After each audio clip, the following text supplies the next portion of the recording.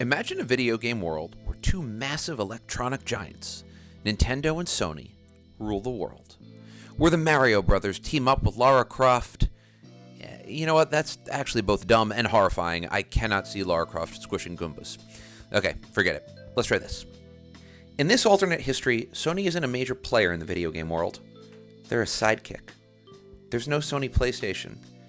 Instead, there's the Nintendo PlayStation, an innovative video game system that changed the face of video games by introducing mass-produced CD-ROMs to the world in the early 1990s. This reality almost happened. In fact, if not for a dispute over licensing and the associated royalty fees, this world might have come to be. And if you are a video game fanatic like me, this would have changed the entire face of our favorite pastime. Let's start at the beginning. It's 1988, and Nintendo rules the home video game entertainment market.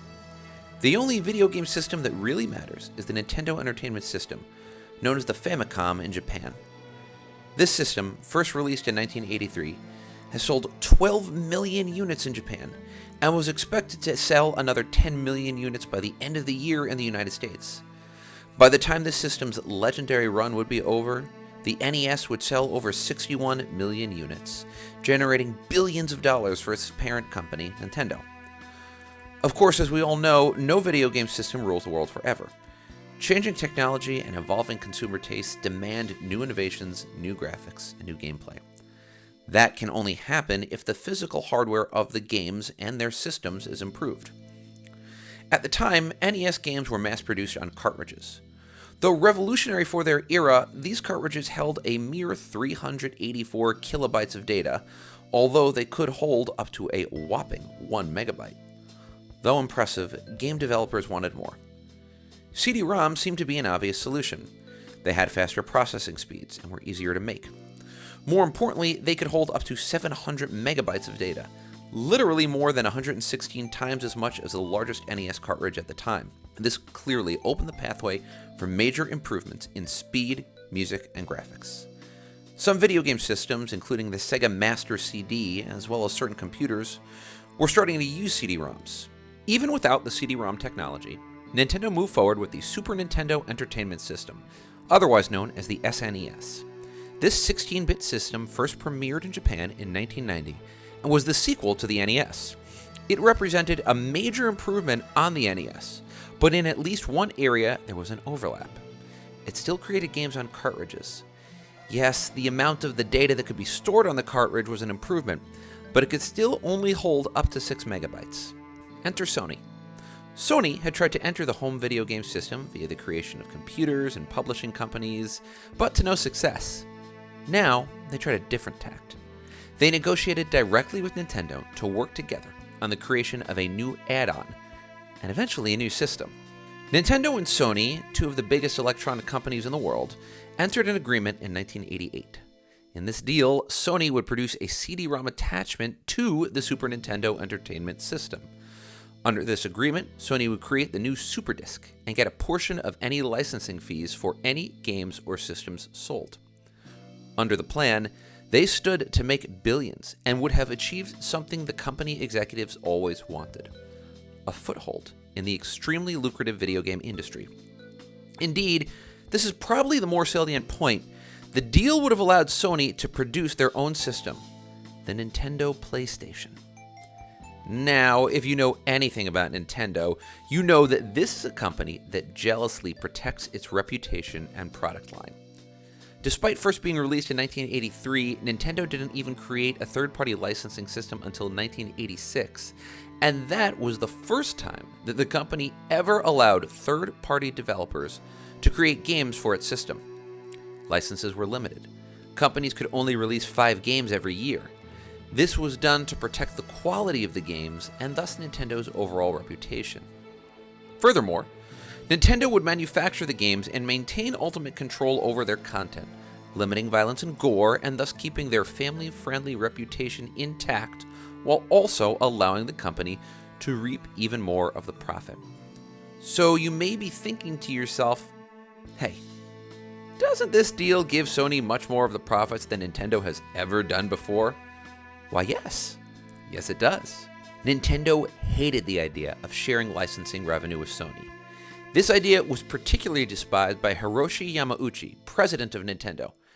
Angered by the amount of revenue that he would lose out on, Yamauchi began secret negotiations with Philips, a Dutch electronics giant, about having them make Nintendo CD-ROM attachment. Philips, seeing the potential in the video game market, happily began such conversations. Fast forward to June 1991.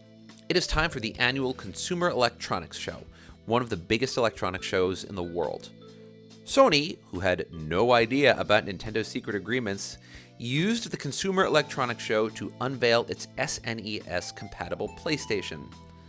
The next day, Nintendo announced that it was partnering with Philips, not Sony, to produce a CD-ROM-capable Nintendo system. If this was a 1980s sitcom, that was the moment that the audience would have gone, ooh. The announcement caught the whole world by surprise. And I mean the whole world, including Sony. The company had no idea that Nintendo was partnering with Philips in this endeavor. They found out with the rest of the world at the press conference. It's like reading you got broken up with on Facebook. Anyway, as you can imagine, Sony's reaction was less than pleased. This more or less killed the proposed Sony-Nintendo system. The two companies still tried to work out a deal. One weighted more heavily towards Nintendo in terms of revenue sharing and licensing fees, but things did fall apart, and the attempts at the agreement formally ended in 1992. Now, that being said, karma got the best of Nintendo. Its deal with Philips ultimately resulted in the CDI, or Compact Disc Interactive. The system never worked out, and Nintendo wound up pulling out of that deal too. However, in order to get out of the agreement, Nintendo did something it almost never did. It agreed to have its games licensed directly to Philips. The resulting games included Hotel Mario and 3 Zelda games, and these games are disasters. I mean, we are talking epic, catastrophic video game disasters. As for Sony, with the development already done and a sense of just how lucrative the market could be, Sony quickly realized that they had something good. They continued moving forward with the development of their Sony PlayStation. You might have heard of this system. The Sony PlayStation, of course, was one of the biggest systems ever released. First available in 1994, the system sold over 102.4 million units and firmly established Sony as the market leader in video game systems. As of this recording, it remains the 4th best-selling system ever sold, behind only the Nintendo Switch, the PlayStation 4, and the PlayStation 2.